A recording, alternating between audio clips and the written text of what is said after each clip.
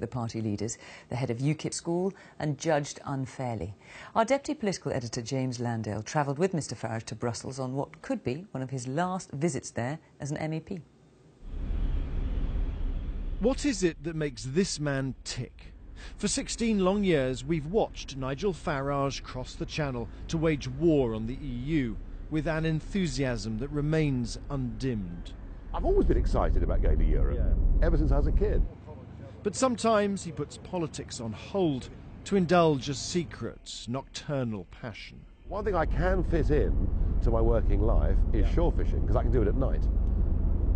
So Shore fish at night? Oh yes, yes. So I might have had a busy day in London, but I might nip down to the coast and have 3 or 4 hours, sort of through to the early hours of the morning fishing.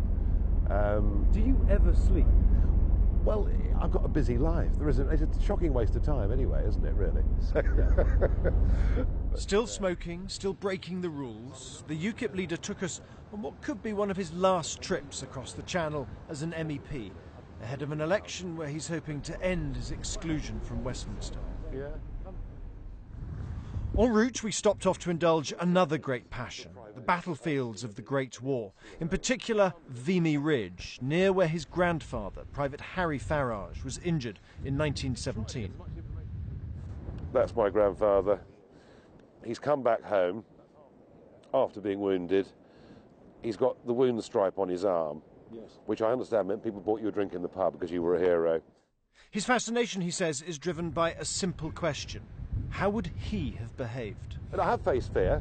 I faced fear in a plane crash once. I've got some idea of what it's like. It's not a great experience. So no, I'm fascinated. Bravery fascinates me. As well as that plane crash, Nigel Farage has been run over by a car and survived cancer.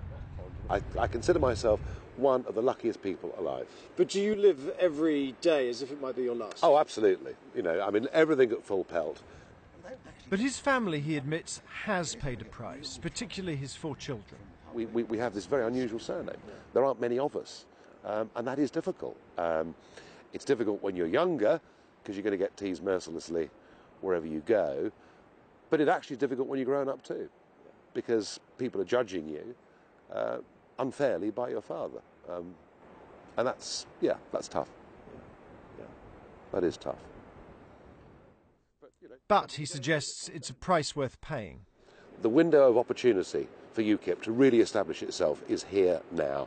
I've got to go with it, and to hell with the consequences. That opportunity was created in part here at the European Parliament, where his outspoken assault on Brussels generated UKIP headlines. But did his rudeness towards some Europeans here encourage racism among others in his party? There's no link between a bit of gentle teasing and extremist views. But isn't that the point? Some people look at you and they look at you being rude to people sometimes, and they say, look, there's something slightly dangerous about Nigel Farage. Beneath this veneer of remorseless joviality, there's actually quite a dangerous guy. There's a demagogue, a rabble-rouser. Every week in the House of Commons they scream and shout at each other. All I've done in here is tease people a bit. I'm the one that's taken the abuse. Nigel Farage hopes the next phase of his life is about to begin, away from seat 20 in the European Parliament. A bit lonely today. Beneath the bravado, he might just be a little apprehensive. James Landale, BBC News, Brussels.